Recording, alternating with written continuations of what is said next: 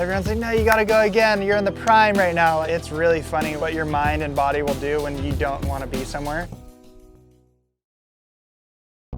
I hear a lot of people post-win talk about how the process is the most important thing, and people who haven't won yet, how winning is the whole thing. And I think it's a big shock for a lot of people when you win this ultimate goal that you've gone for your entire life.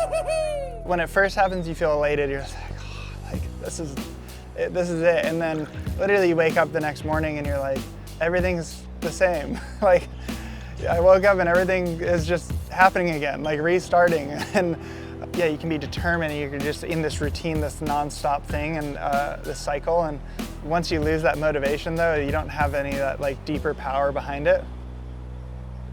That can wear you pretty thin. Motivation for winning, competing's hard.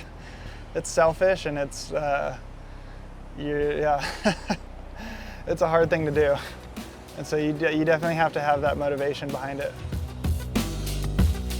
Having to take a step back and spend some time to kind of look back and go, wait, it was actually the process that led up to winning, which was the part that I enjoyed the most. And I think that's kind of where my mindset has evolved over the last few years, kind of post-titles. It was a hard one because, you know, you have friends and family and everyone around you in your circle is just excited. You just won 2 world titles in a row and everyone wants you to win 3 and 4 and 5 and like, everyone's like, no, you gotta go again. You're in the prime right now. Like, and it's really easy to get wrapped up in kind of that outer story that people create around you rather than trusting the inner story that you have within yourself. And it's really funny what your mind and body will do when you don't want to be somewhere and you don't want to be a part of it. Like every time I've been feeling that, it's just injury or something happens to where your body just goes, no, we're stopping. And it's kind of like a forced break.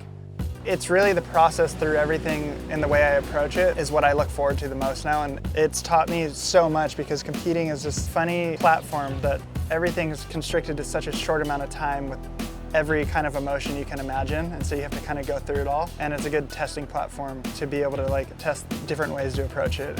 I love surfing and I surf every single day. And you'll have these moments where you had just gotten caught inside by like 5 sets in a row and maybe you got a good one and then you're kind of tired and the ocean goes completely calm. You just sit back and you're just looking around and you're like, this is nice. Like, there's just no one out here right now. And then 2 minutes later going, oh, I want this set, and being able to click in and out of a state like that of going like from ultimate calm to ultimate like hyper like focus is, I guess that's what I would call flow.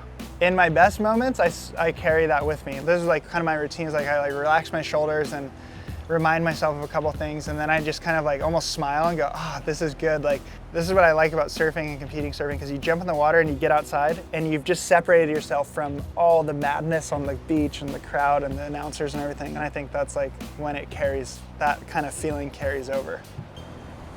Surfing, it's not about winning, it's about just getting better. I know it's probably an endless chase and you'd never really reach an end point of that, but I think that's kind of cool in a way. And then translate that into the rest of life.